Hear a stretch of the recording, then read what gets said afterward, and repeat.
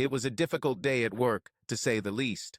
My boss, Juliet, forgot about the meeting with Dunstan and Fitzgerald, and I was left to deal with the consequences of a failed and disastrous agreement. Our team worked for months on the D&F acquisition, which was expected to bring our company over $15 million, but it all fell apart due to Juliet's forgetfulness. I can't say that I don't understand part of it. Juliet's marriage to Brad was on the verge of divorce, and the reasons for this were terrible. She was broken, devastated, shocked, and it had been like that for the last 6 weeks. She had been like the walking dead ever since she caught Brad in bed with her mother. Now, not only was her marriage dead or dying, but so was her parents' marriage, and she still had not received even a hint of an apology from either of the two hypocritical offenders. After the meeting with D&F fell through, I tried my best to convince Henry Dunstan Jr. of our commitment to the company. But how can you prove your commitment to a multimillion-dollar deal if you cannot come to important and scheduled negotiations? Juliet was sent home, frankly. She should have been removed from leading the project immediately after her world collapsed, and it was the senior management's fault. I spent the day with Jarvis Rodwell and Emily Pinter, two managers of our Eastern Division, trying to work out a new strategy from the remnants of the proposal to salvage something from the wreckage. It was almost 8 p.m. when Emily decided to finish work, at least until tomorrow. Go home, Renee, have a rest. There is no point in continuing now. We will have to reconsider everything, but I am pretty sure that if we have another chance, I will recommend you to lead the project. Emily was older than me. She was in her 50s and had soft gray hair that framed her once beautiful face. It was now gaunt and wrinkled, the reward of a lifetime of stress and corporate maneuvering. Jarvis agreed with her assessment and soon called his family, saying he would be home soon. Family. Oh yes, I forgot to tell William that I was late at work because of all this. I quickly took out my phone and tried to call him to apologize, but the call went to voicemail. I took my things and hurried to the car. I had a drive of just under an hour from the northern outskirts of Sydney to my home on the Central Coast, but that would only be if the traffic was favorable. In the car, I began the drive home, repeatedly dialing William's number and my home number. But there was no answer to both numbers. I sighed. Maybe he had left the house, or was working in the basement, or maybe he was just offended. This wasn't the first time I'd forgotten to report a late return, and it was already causing friction in our relationship. Don't get me wrong, my husband wasn't jealous of my job, position, or success. He didn't think I was cheating on him or would cheat on him. No, his irritation was the lack of respect, as he called it. All he wanted was for me to let him know so he wouldn't wait for dinner in vain or worry that I might get into an accident. Accidents were not uncommon on the roads I traveled on, especially at night, and if there was an accident on the M1, it could cause many hours of delays. It was about 8:45 when I left the highway, and about 9 p.m. when I arrived in Gosford, where we lived. William still wasn't answering my calls, and now I was starting to worry. Our house was small, although we could afford a larger one, but that's what we wanted now. We have discussed the possibility of moving to larger housing, but have not yet decided where to move. Will we stay on the Central Coast, move to Sydney, or perhaps one of the western suburbs? It depended on what we were going to do with our career plans. William worked in Newcastle, which was an hour's drive north of us. We were trying to figure out our plans because we were also considering starting a family. He turned 32 this year, and I was already 34. Time was running out, and conversations about these plans took up almost all of our free time over the past few months. They wore us out on top of the constant travel. Our time was precious, and what we did have was spent in stressful discussions. I parked at the house and noticed that almost all the lights in the house were turned off or dimmed. Only in the bedroom there was a bright light. I saw a bright orange shade behind the curtains. He must have gotten tired of waiting and went to bed, probably to read or watch TV. I hurried into the house and called. "Will, I'm home. I'm really sorry." I quickly threw my laptop bag and jacket onto the sofa and headed towards the bedroom. Maybe I can make amends, I thought. It had been a few weeks since we had made love, considering the stress we were both under. I smiled to myself. Yes, I was going to rock his world and mine. William? My heart sank. There, in my bed, in my house. No. William lay half covered with sheets. His body seemed covered in a layer of sweat. His hair was damp and tangled. It was clear that he was naked, as was the woman lying next to him. She was gorgeous, lying on top of the sheets, wrapped around my husband. Deep, shiny red hair, skin pale and perfectly smooth, long legs ending in firm buttocks, and two very large, very perfect breasts. Like William, she too was covered in sweat. Her beautiful hair stuck to her body in large, damp strands. "Hello, honey," she said to me with an exaggerated and seductive intonation. "We thought you'd be back sooner and couldn't wait." I'm sure I looked like an idiot standing there with my mouth open trying to formulate words. But there was no sound, although my jaws worked up and down, like in a silent movie. I felt dizzy. We haven't made love in weeks. Or months. My mind became foggy. I grabbed the door frame to keep from falling. William stirred and looked at me with a sarcastic smirk on his face. "Hi, Renee. I'd like to introduce you to Melody. Melody, this is my wife, Renee. Melody and I." I didn't let him finish his sentence. "Get out! Get out now!" I screamed, regaining my voice and filling it with righteous anger and indignation. "Get out of my house and take your bitch with you." My face was in tears. My vision was blurry, and I was literally seeing red. I was afraid that I might rupture a blood vessel in one or both eyes, and that I could see through the blood. My heart was beating so fast and hard that I could hear it beating in my ears, and my breathing became labored and hoarse. "Get out!" I turned and ran. Even though I told them to leave, I was the one who ran. I didn't know where I was going or what I was going to do. But suddenly, as I reached for the car, headlights appeared, pulling into our driveway. I blinked and cursed. They were blocking my exit. I started screaming and pouring out my pain, and I became vaguely aware that the exterior lights of several neighboring houses were starting to turn on, and one of the neighbors was already moving in my direction. It was late, there were young families around, and I was clearly disturbing them and their children's sleep. And then, before I knew it, William and his big-breasted bitch walked past me. They were dressed and heading to the car. I squinted into the headlights and noticed that it was William's older sister, Belle, who was driving the car. She waved at me sadly, with a sad expression on her face. I knew Belle before William. She was the one who introduced us.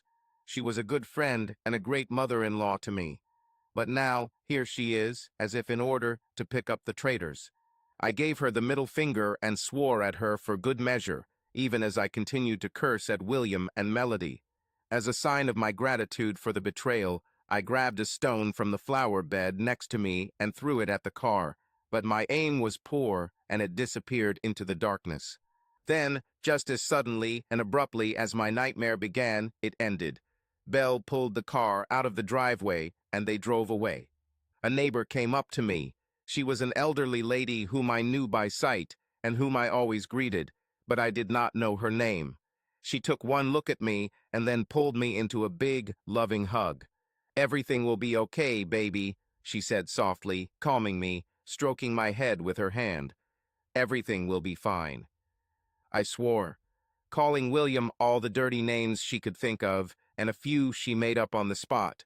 And when there were no more curses left to throw at my unfaithful husband, I cried.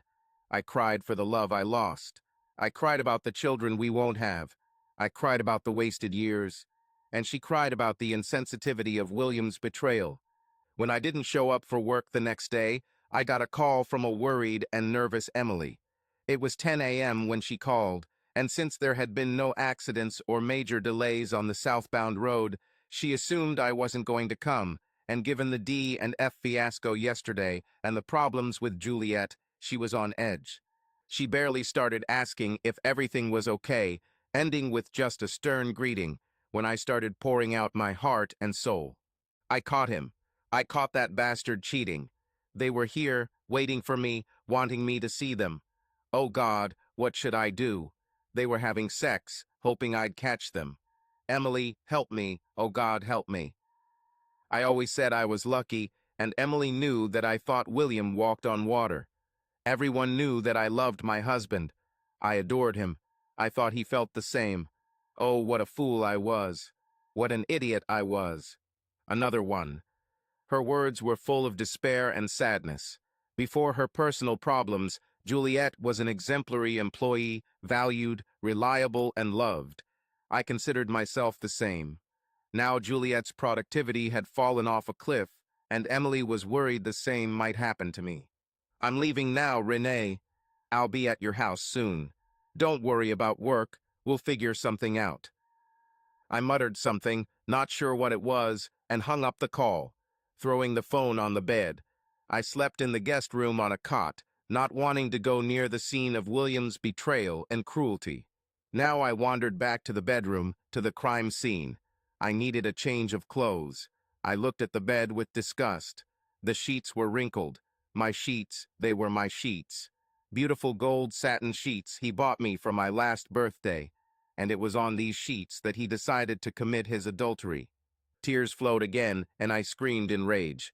Damn bitch! Damn William! Damn you! I grabbed my clothes, and as I did so I noticed that on William's nightstand was his wedding ring, cut in half and carelessly tossed aside. This was the ring I chose for him. We chose rings for each other to exchange 6 years ago. It was a beautiful yellow and rose gold ring. It took weeks to develop the design with a jeweler, and it was perfect. And now it was coldly cut in two and simply thrown away like my heart. I was furious. Things were thrown, smashed, destroyed, broken, and destroyed. I destroyed everything I could find. I threw his clothes outside and filled them with a full bottle of methyl alcohol from our cleaning supplies before lighting them with a match. All his clothes were burning with a bright flame, and I laughed at the fire. His precious collection of comics, his books, his terrible taste in music, his CDs and DVDs collected over the years joined the fire, and his antique watch, so out of place for him, and yet so beloved, was thrown away through the glass figurines inherited from his grandmother and equally dear to him. I was still furious when Emily arrived and cautiously, timidly, looked into the house, seeing all the chaos and destruction I had caused. Renee, please don't do this. Let's go somewhere quiet, away from here, and talk. She held out her hand to me, pleading with me. Perhaps there was something murderous in my eyes, because there was fear in hers. Finally, my destructive rage died down. I nodded, and we left. We talked the rest of the day. Emily was a great listener, empathic and sincere, and she was wise, well, at least I think so now, from the height of time. I didn't hear much of what she said then, although the feelings that her words conveyed were full of love, compassion, and care. She tried to protect me. They failed Juliet, and they weren't going to make the same mistake with me, or at least that's how she put it. I have not attempted to contact my soon-to-be ex-husband, nor have I heard from William. I haven't heard from Belle. I haven't heard from anyone from this treacherous family.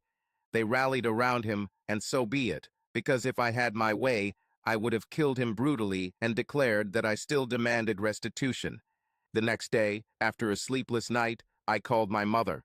The house looked like it was after a war or a natural disaster, and I lived among ruins and garbage. My mother could hardly believe it. William was like a son to her, just as he was to my father before he died. She always trusted William to take care of me, to protect me, and now he tore my heart out and laughed about it. I could barely talk to my mom. The call was long, but almost nothing was said except, "Oh God," and "Help me," and "Why?" Mum said she would come down from Wollongong that day and would stay with me until I was okay. My little sister often asked her to babysit her babies, which my mother had enjoyed doing since my father died, but now she was going to be with me. I cried with joy. For the first time since I found them in bed, I was happy. Mom and I had a wonderful relationship. After William, she was the person I trusted the most.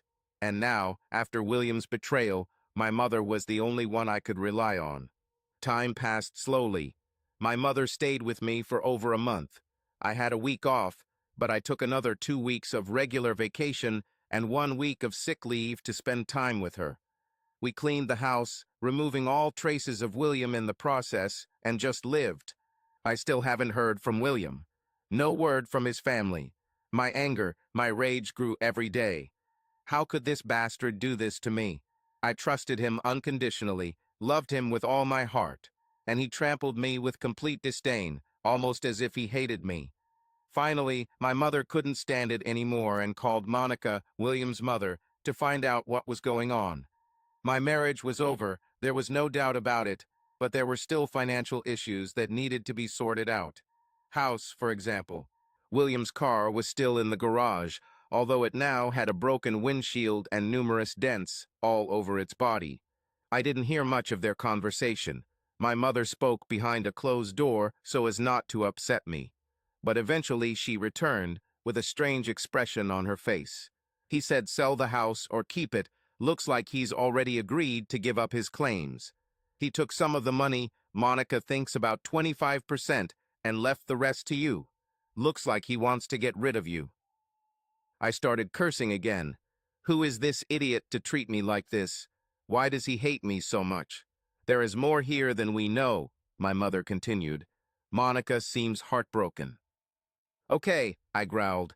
I'm not talking about the marriage, although I know she's upset about it too. All she said, and said it over and over again, was, I'm sorry, dear, I'm so sorry.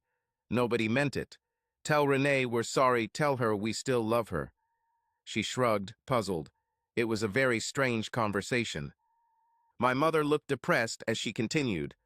Monica said all the legal papers will be ready by the end of the week and asked me to tell you to live a good life. There were tears in her eyes. She got along very well with Monica. Since my father died, their friendship has only grown stronger, and now this. I don't think anyone in William's family approves or supports what he's done, but he is their son and brother. I know it's a wild hope, but if there's even the slightest chance, no matter how slight, could this marriage be restored? There was hope in her eyes, but I quickly shattered it on the sharp, jagged rocks of my new reality. I hope that damn bastard dies. As promised, the documents and legal papers arrived within the next week. The house was sold, William's car was sold. All that was left of his belongings was sold. The remaining funds were transferred to another account, which William did not have access to, and life moved on, albeit painfully. 9 months after I found William being a bitch in bed, I started dating again. It was difficult at first, I had serious trust issues. But my friends were there to support me. My healing was their goal, and they did everything they could to make it happen. No one heard or saw William, and no one spoke about him. His name was erased from records and blotted out of existence. I still had 3 months left before the divorce, and that was the only thing that was bothering me now. 2 months after that, I went out on my first date with Travis. He was tall, handsome, and a well-mannered engineer. Where William was serious, Travis was cheerful. Where William was handsome, Travis was masculinely handsome. I began to see a new future, although it was moving slowly. My friends were there to make sure that my heart, which was slowly healing, would no longer be so terribly vulnerable. We weren't intimate until the 7th date, which was the first time I'd been with a man since William. It was beautiful, caring, and loving. Travis treated me like a porcelain princess. His care for me was obvious. I cried in his arms, tears of joy. Maybe I can find a new love. I prayed that I could. After 12 months had passed, my lawyer began the divorce process, and just like that, it was all over. I still haven't heard a word, not a single one. William tore my heart out, trampled it into dust, and seemed to simply disappear. He cared so little about me that I did not exist for him, just as he did not exist for me. My only apology was a card and an apology from Belle, which I promptly tossed in the trash, covered in the leftover lasagna I'd left in the fridge over a week ago. The letter from Belle fueled my anger even more. She was my best friend, and now she didn't exist for me. It was the first thing I heard from her, and it was devastating to remember what else was lost in the murder of my marriage. Time went on, and the wounds continued to heal. I had moments of fear with Travis as my trust in him was tested. Emily retired and Juliet, who was back on her feet, was now promoted to her role and I in turn took her place. On my 37th birthday, my world became right again. Renee, my life without you has no meaning. I want to grow old with you, and I want to have a family with you. Will you marry me? Will you make me the happiest and luckiest person in the world? Will you be the mother of my children? My beautiful man, the hero who saved me, Travis proposed, and he did it in front of all my friends and family at a surprise party he threw. I screamed. All my friends screamed. My mom screamed. My sister and her kids screamed, although I think they just joined in because all the adults were doing it. The men applauded. Yes, yes, oh, 1,000 times yes. The men cheered loudly, applauding the happy man.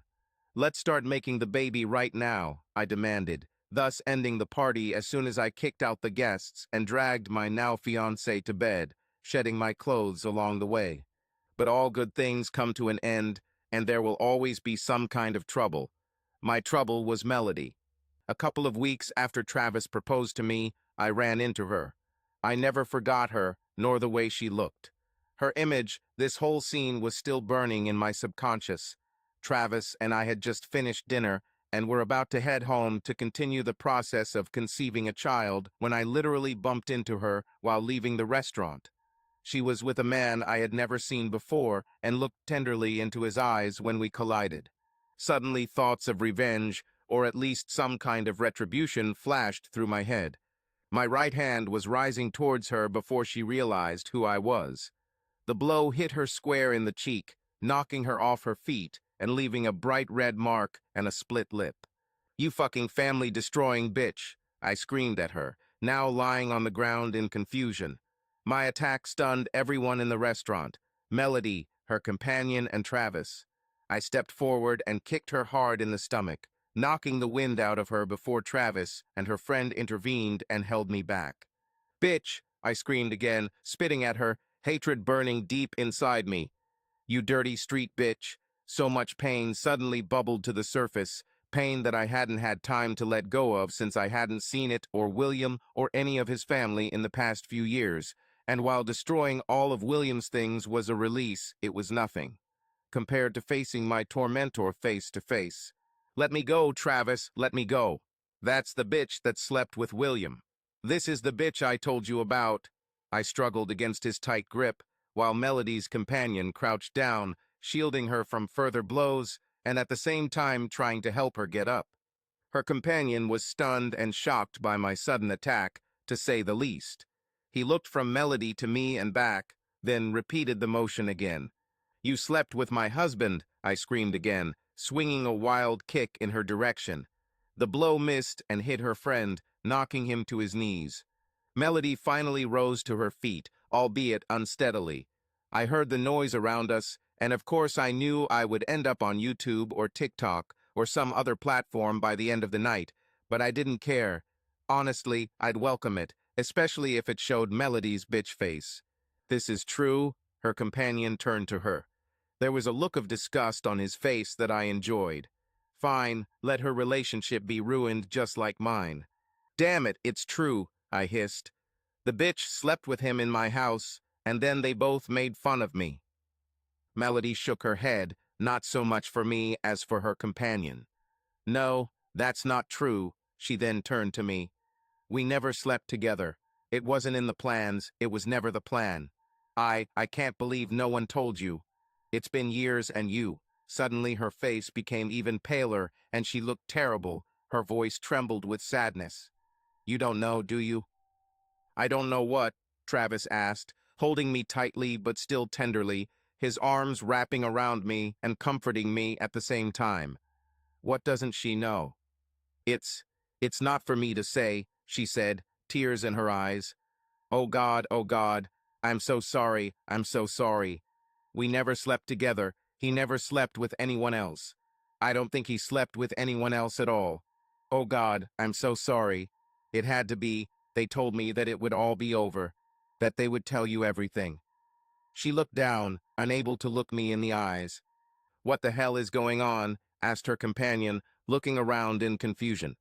At that moment, a police car pulled up and two officers got out, raising their hands as if trying to defuse the situation. People pointed at me, indicating that I was the aggressor. Travis held me tightly, and I was afraid of being arrested for assault. However, Melody, my cruel tormentor, the terrible succubus who ruined my marriage by seducing my husband, turned to them, waving them off. It's okay, it was an accident. The impact mark on her face and the tears in her eyes told a different story, and the policewoman asked to speak to Melody alone for a minute while her partner looked at us suspiciously. The couple returned a few minutes later, and the two police officers discussed the situation. "Are you sure?" Officer Melody asked, receiving an affirmative nod in response. "Okay then. But you," she turned to me, "go home, and I don't want to see or hear from you anymore." I smiled, although the smile trembled on my lips and looked more like a grimace, I'm sure. "Yes, officer," I said before Travis led me away. Behind her, Melody shouted one last time, "I'm sorry." My mood was ruined that night, and Travis had to do everything he could to calm me down. My nerves were on edge, my rage was boiling, and my mind was spinning. I hate her and him. Just more lies, and why? What did I do to deserve this? Why do they hate me so much? What did I do? Am I that terrible? I was shaking, I was stammering, my fists were clenched into burning balls, and I later realized that I had dug my long nails into my hands, leaving large red marks. Travis, God bless him, did his best to comfort me, assuring me that everything was okay. But I saw in his eyes that he was furious. We haven't made love all week. Bad thoughts kept haunting my dreams, nightmares kept haunting my waking thoughts. I saw two unfaithful lovers entwined every time I closed my eyes. I cried at the slightest provocation, flared up, and my distrust of Travis grew again, albeit unfoundedly. Just when I thought I could trust him again, my subconscious would remind me that I trusted William too, and look how that turned out. It was a Saturday afternoon, a little over 2 weeks after the confrontation with Melody outside the restaurant. Travis went to see a friend about his car and was gone all morning. I started having those feelings again. I tried to trust him, I wanted to trust. I loved him and knew that he loved me, but I could not get rid of the feeling of suspicion that clouded my thoughts. I picked up the phone to call him. I needed to hear his voice. In fact, I needed to find out where he was, what he was doing, and who he was with. As soon as I pressed his number on the speed dial, I heard the sound of his car in the driveway. I rushed to the door. I needed him to hold me, to tell me that everything was okay. But when I approached, I saw another car behind him, and my heart sank when I saw who it was. Belle, my ex-sister-in-law, my ex-girlfriend. She looked nervous as she got out of the car, but Travis was right next to her, carefully guiding her without touching her. His head was slightly bowed, and he spoke quietly. I saw his lips move, but did not hear what he said. Belle nodded her agreement several times before casting a wary glance at the house. Our eyes met, and I saw fear, anxiety, sadness. There was an expression of worry on her face, at least. She didn't want to be here, so why was she here? Travis entered the house with Belle. She stopped at the threshold and looked at me before finding something more interesting on the floor at her feet. "What is she doing here?" I growled. "She hasn't spoken to me for almost 3 years. She supported her idiot brother over me, just like their whole fucking family." She suddenly burst into tears and ran out. Travis gave me a terrible, tortured look and ran after her. "Belle, please, Belle." But it was too late. She jumped into her car and sped off. Travis looked after her, leaving the car with longing. His shoulders slumped. He leaned against a large tree in our front yard, and I saw him shudder. He cried. What did he hope to achieve by bringing this bitch here? I slammed the door and bolted it. Well, to hell with him too, I thought. To hell with him too. Travis was knocking on the door when he realized I had locked it. He knocked and begged me for hours before I finally gave in and let him in. He tried to hug me, but I pushed him away. "I'm sorry," he finally admitted after a long time of trying to get me to look at him. "I'm sorry I didn't talk to you about this. but I don't regret doing it. Finally, he seemed to have had enough of my nonsense, and he took me firmly by the shoulders and turned me towards him. Why did you bring her here? Were you going to have sex with her in front of me? Should I let her laugh at me and mock me? He was stunned. Why would I ever do something like that to you? I love you. So will William, I muttered, until I stopped. Has she ever bullied you? Any of them? I shook my head. I haven't heard a word from them, not one. Then it's time to do it. He gave me a big, warm hug, and I melted into his body, resting my head on his broad chest. I need to call her. I hope she hasn't blocked my number yet. This is important. You need it to move on. You need to close this issue. For you and for us. You need to bury what happened. Yes, it was terrible, but it was in the past. For our future together, this must be resolved. It kills you, Renee. It hurts us. I nodded my head slightly, almost imperceptibly, but it was enough. He gently tilted my head up and planted a warm, loving kiss on my lips. I love you, Renee. I always will. He walked away and took out his phone. He begged, looked lost and desperate. This was a battle he wasn't winning. Finally, in desperation, I grabbed his phone. I could hear Belle crying. She was absolutely sobbing. It was painful and pathetic. Why was she sad? She supported my ex, her brother, in destroying my marriage and completely humiliating me. Belle, I began, and suddenly I heard her suck in air, swallow, and then there was silence. I decided to be more generous, not for myself, but for Travis, for the man I loved. Belle, I'm sorry. Renee. Her voice was hoarse, her sound weak. Not the strong woman I knew. Then the phone went off. She hung up on us. I looked at Travis as I handed the phone back to him. She hung up. There is something more to this, Renee, much more. I did some digging before asking you to marry me, and I continued my search last week. Things weren't working out, so I went to Belle a couple days ago and introduced myself. I spoke to her briefly. I knew she was a good friend to you and also William's sister, so I thought she was the best person for this. Renee, this is killing her. I didn't go into her house, but I was able to see a little bit of the inside when I was there at her front door. Renee, she still has a large photograph of you two hanging up in a prominent place. She wouldn't have kept it if she hated you. She would have removed it long ago. I don't think she wanted to end your friendship. So why? I don't know, Renee. I don't know. Travis convinced me that I needed a psychologist. This was something I had been advised to do before, but I always shied away from it. I wasn't crazy. I didn't need a psychiatrist. I just needed people in my life who I loved and who loved me back. On Monday, at Travis's urging, I made some calls and set up an appointment with my therapist to get a mental health evaluation. Tuesday night, when I got home from work, I was shocked to see Belle's car in our driveway. My stomach twisted with nerves, and I cautiously approached the house. Belle was sitting at the dinner table with Travis. They had an open bottle of wine and 3 glasses on the table. Their conversation, quiet as it was, immediately stopped when I entered. Travis looked up at me, his cheeks shiny with tears. I'll leave you two alone, he said solemnly, standing up. No, please. I reached out to him. We are a team. We do everything together. He looked at me, then at Belle, and back at me, and sat back down with a sigh. Belle looked up at me. She was crying too. She extended a trembling hand towards me. I didn't take it. Her lips trembled, and she lowered her head in grief. Rainey, she began. Her voice was so weak. William never. He, oh damn, help me, please, she begged to no one and everyone at the same time. I shouldn't be here, I promised him. We all promised. He doesn't want you to know. Know what, Belle? William is dying, Renee. He has a few days left, maybe weeks if he's lucky. I wanted him dead, didn't I? When he broke my heart, when he tore it into pieces along with his bitch.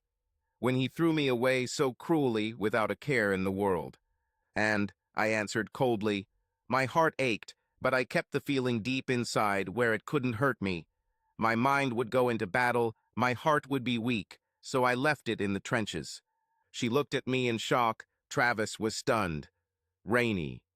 His voice was harsh, his tone was stern, and his gaze made me tremble a little. You don't understand, Renee. It was Bell again. He never cheated on you. He never wanted to hurt you, but he felt like he had no choice. She was twisting her arms, and now that I looked at her more closely, I noticed that she had lost weight. Her face was gaunt, with large dark circles under her eyes and slightly sunken cheeks. I know what I saw, Belle. They were at my house having sex when I found them. My thoughts returned to the darkest moment of my life, even worse than when my father died. She shook, all over her body and head. She was so sad, broken. No, Renee, that's what he wanted you to think. What he wanted you to see. He never slept with her. It was all a trick. It was a trick, a cruel trick, but, oh, Renee, he had the best intentions. We tried to dissuade him, but he made us promise. He loved you, Renee, with everything he had. He still loves you. So why did he leave me? Travis squeezed my hand. Why did you hurt me so badly? Belle's tears flowed freely down her face, falling onto the table.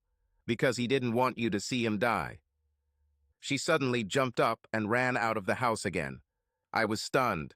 I couldn't speak for what seemed like an eternity. Travis held my hands in his, crying with me for me. I have to see him. I was sobbing and Travis came to me and hugged me tenderly, giving me his love as a shield, like armor to protect me. I will find out all the details. I heard the pain in his voice. But was it the pain he felt for me, for William, or for himself? I was robbed of the last years of my marriage to the man I loved, by this man himself, and he hurt me terribly. But if what Belle said was true, was it the lesser of two evils? Did William sacrifice himself, his last years, for me, for my future? Did he sacrifice for himself so he wouldn't have to watch me lose the man I loved? I was shocked. I was completely confused. My heart broke again. Travis still held me, and we cried together. William was in a private hospital in Newcastle for palliative care. Travis kept his word and found out all the details. On Thursday, we went there to see him. I was nervous, scared. Belle and I spoke that morning. She was glad that the mystery was finally solved, even if it meant breaking the promise she made to her dying brother. It had been eating away at her for the past few years. It was killing them all, just as surely as cancer was killing William. I don't remember much about the hospital. It was small but well-staffed and had that strange, disinfecting smell that hospitals have. It looked like a normal hospital scaled down. William's room was small and crowded when we arrived.